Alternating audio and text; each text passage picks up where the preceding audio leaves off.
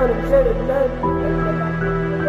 Olmalı yerinde başkası yapmalıyım yerinden. Anlamına bağlanmam.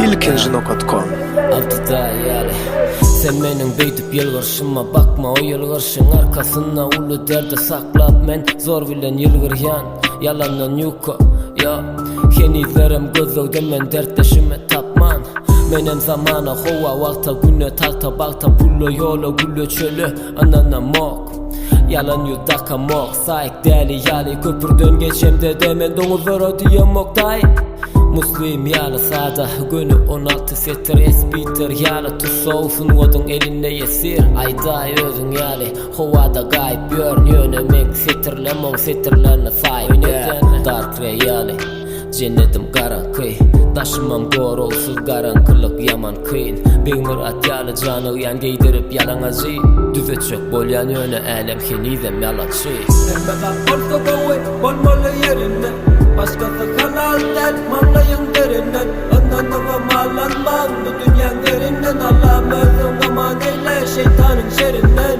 Emmeden olsa kovu olmalı yerinde başkası kanal dertmanlayın derinden. Ananıma malanmam bu dünyanın derinden. Allah'ım özüm aman eyle şeytanın şerinden. Çekinemok yüzünde musulman şekli yok lordan çekilemok yüzümde ikinci şeklim yok bir arkanda diyenlerim yolun çetinle yok arkamda imanım ölümden çekinemok biri kolu zodyaka beylekisi tozodya biri yolu düzodyaka beylekisi dızodya biri sözü sözodyaka beylekisi gumedya biri durmuşu güledyaka beylekisi kuledya azado razyale mana tapavdu yok saprana yale beriye sakalam tok dizet yale hafızsa del yöne sesim bilen sazın arası tuzur ya ulugo emin yale akıl durşuma nakıl olup dur yüreğimim köz durşuna yakal olup dur yaşayım yale beriyen toylara show mırap mollo yale şokolatımam yok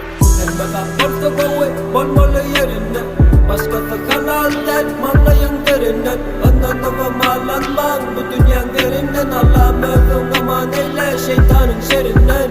Emmeden olsa kovu olmalı yerinde başkası kanal dertmanlayın derinden. Ananıma malanmam bu dünyanın derinden. Allah'ım özüm aman eyle şeytanın şerinden.